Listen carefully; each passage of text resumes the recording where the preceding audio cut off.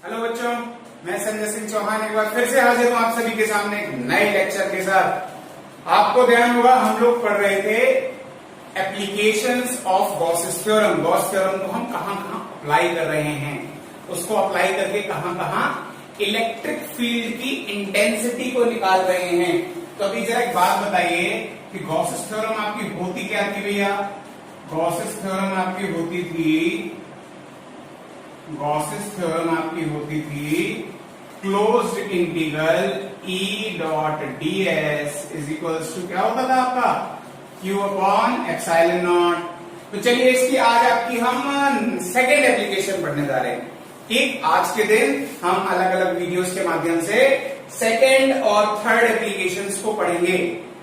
देखिए हम यहां पर करने क्या जा रहे हैं कि intensity of electric field near infinitely long charge conductor. कहने का मतलब ये है कि एक वायर है, ठीक, एक लेंथ में कोई चीज है और इनफाइनाइटली लॉन्ग है, ठीक है, इनफाइनाइटली लॉन्ग है।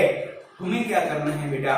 हमें ये निकालना है कि उस इनफाइनाइटली लॉन्ग जो वायर है उसके नियर एक हमने पॉइंट ले लिया, उस नियर एक पॉइंट ले लिया तो क्या होगा, हमें उस पर इंटेंसिटी ऑफ इलेक्ट्रिक फील्ड निकाल के देखनी है। ठीक, तो सबसे पहले डायग्राम बना लेते हैं। This is your infinitely long charged conductor.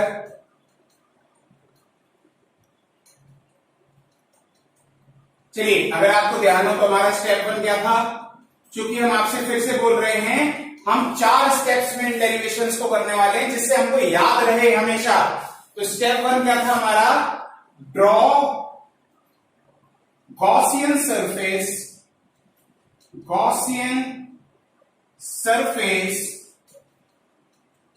According to symmetry. Okay, इसके बाद इसी में इंक्लूड जो आपका पॉइंट है, जिस पॉइंट पर हमको इंटेंसिटी, इलेक्ट्रिक फील्ड की इंटेंसिटी निकालनी है, include given point on this surface. Also draw the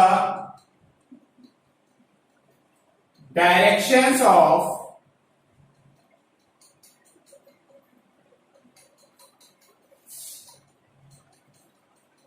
electric field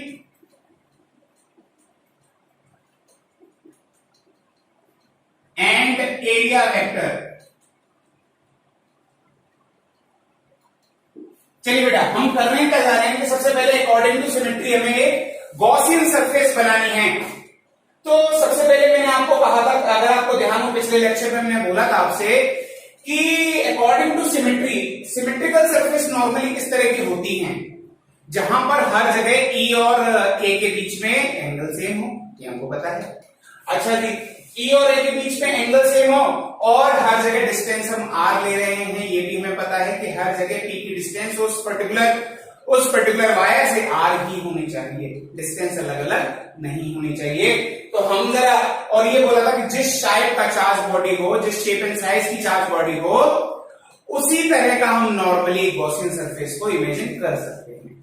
ठीक है, तो इस केस में हम जरा करके देखते हैं। तो ये एक सिलिंड्रिकल फॉर्म में है, तो एक सिलिंड्रिकल सिमेट्री जरा मैच करके देखते हैं कि सिलिंड्रिकल सिमेट्री इसके ऊपर लागू हो रही है या नहीं हो रही है। तो चलिए, हमने यहां पर एक पॉइंट लिया, मान लीजिए P। तो यहां से इलेक्ट्रिक फील्ड की डायरेक्शन क्या बनी? ये बनी, और इस पॉइंट पर एरिया वेक्टर क्या बना? ये बना। अगर ये डिस्टेंस R है तो दोनों के बीच में एंगल कितना है? 0। चलिए अगर इस पॉइंट पर अगर ले लें तो इस पॉइंट पर यहां से इलेक्ट्रिक फील्ड क्या बनी? ये बनी, और एरिया वेक्टर क्या बना? एरिया वेक्टर भी अगेन दिस, और यहां से इसकी डिस्टेंस कितनी है? Again R।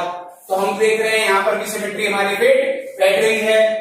इस जगह पर ले लो, अगर कोई भी लाइन पर कोई भी ले लो, तो यहां से भी डिस्टेंस कितनी है? R। इलेक्ट्रिक फील्ड की डायरेक्शन बाहर की तरफ और एरिया वेक्टर की डायरेक्शन भी बाहर की तरफ, अगेन दोनों के बीच का एंगल कितना है? 0। तो ये कह सकते हैं कि इसकी जो कर्व्ड सरफेस है दैट इज सिमेट्रिकल। चलिए टॉप सरफेस के बारे में बात कर लेते हैं। This is your top surface. Top surface के बारे में बात कर लेते हैं। किसी भी पॉइंट पर अगर लें, ठीक, तो यहां पर इलेक्ट्रिक फील्ड की डायरेक्शन हो जाएगी ये और एरिया वेक्टर की डायरेक्शन ये, तो दोनों के बीच में एंगल कितना हो गया भैया जरा बताइए।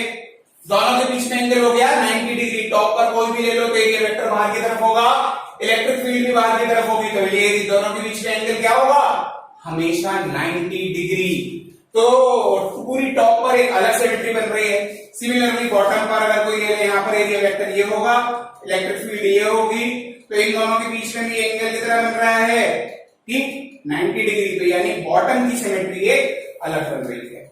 यानी इस क्लोज्ड सरफेस को हम तीन अलग अलग सरफेसेस में डिवाइड कर सकते हैं, ठीक।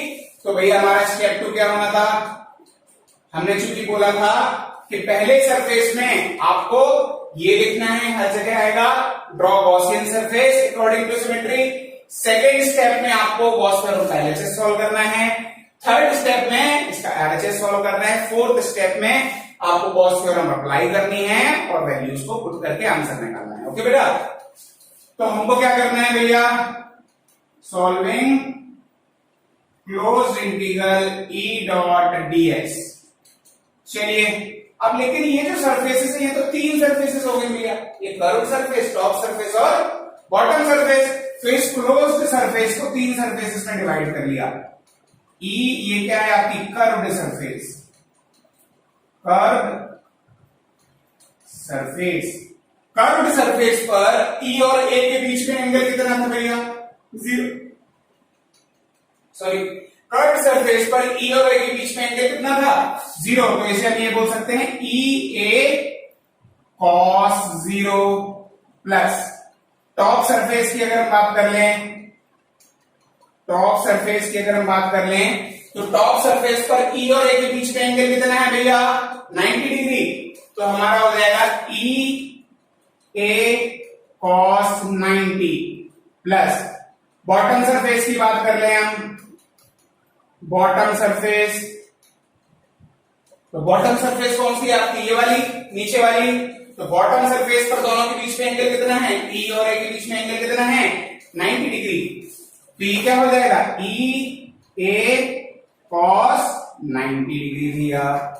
सर एक बात बताइए, कॉस 0 की वैल्यू क्या होती है, 1। कॉस 0 की वैल्यू क्या होती है, 1। कॉस 90 की वैल्यू कितनी होती है, 0। कॉस 90 की वैल्यू कितनी होती है, 0। तो ये और ये पूरा 0 हो जाएगा।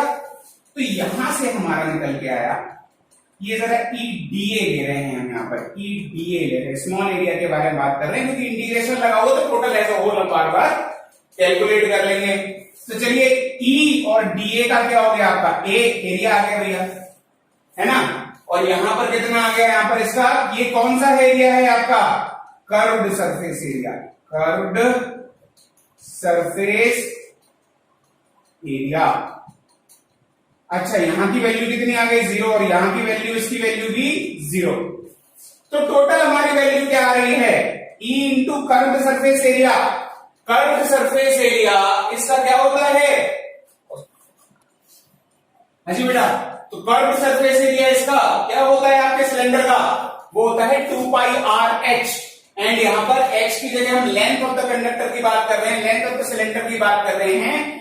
जितनी एरिया में हमने इनको लिया हुआ है वो कितना हो गया, उसको एल ले रहे हैं, तो ये हो जाएगा 2 पाई आर एल। चलो भैया हमारा एलएचएस सॉल्व हो गया। हमारा स्टेप 3 सॉल्व कर रहे हैं हम। Step 3 value of charge, value of charge. ये तो सिर्फ चार्ज ही क्यों ले रहे हो सर, चार्ज ही इसी ले रहे हैं क्योंकि एप्सिलॉन नॉट तो कांस्टेंट होता है। चलिए तो वैल्यू ऑफ चार्ज यहां पर हम क्यू की वैल्यू निकाल रहे हैं। अच्छा ये ध्यान दीजिए, यहां पर जो चार्ज है वो लीनियरली डिस्ट्रीब्यूट हुआ है। तो हमने ध्यान रखना, एक चीज पढ़ी थी जिसको कहते हैं लीनियर चार्ज डेंसिटी। तो according to linear charge density की बात करें, अकॉर्डिंग टू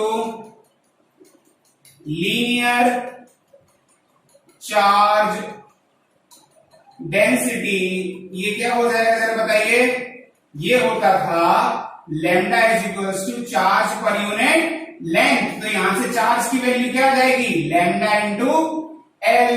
ये आएगी नहीं आई भैया? तो हमने किससे निकाल लिया, लीनियर चार्ज डेंसिटी से। तो अब हमारा फाइनल स्टेप आता है कि गॉस थ्योरम को अप्लाई करो, वैल्यूज पुट करो, आंसर निकालो। तो step four applying Gauss theorem and putting values. तो क्या हो जाएगा, गॉस थ्योरम को अप्लाई किया तो गॉस थ्योरम क्या होती है, close integral E dot ds is equals to क्या होता है आपका, Q अपॉन एप्सिलॉन नॉट। तो इसका LHS सॉल्व किया तो क्या आया था, E 2 पाई RL। तो ये क्या आया था, E 2 पाई RL। और ये कितना आया था भैया हमारा, लैम्डा इंटू एल। तो lambda into L divided by epsilon naught. L से एल कैंसिल हो गया भैया। तो क्या हो गया, E will be equals to, ये क्या हो जाएगा, लैम्डा अपॉन एप्सिलॉन नॉट और ये 1 अपॉन 2 पाई आर। ठीक, तो ये वैल्यू को हम इलेक्ट्रिक फील्ड इंटेंसिटी के तौर पर लिख सकते हैं। चाहो तो ऐसे करके लिख लो, E is equals to 1 upon 2 pi epsilon naught lambda upon R. ये आपकी आ गई इलेक्ट्रिक फील्ड इंटेंसिटी। आप ग्राफ बना लेते हैं। तो देखिए यहां पर इनवर्स स्क्वायर लॉ नहीं है, E is inversely proportionate to R। तो graph between E and R क्या होगा भैया, ये आपका E है, ये आपका R है, उतना स्टीव रेशियो नहीं होगा, ध्यान रखिए, जितना R स्क्वायर के केस में होता है। तो ये है हमारा electric field intensity at a point near infinitely long charge conductor. तो भैया अगला हम जो भी इसकी एप्लीकेशन पढ़ेंगे वो अपने अगले वीडियो में होगी।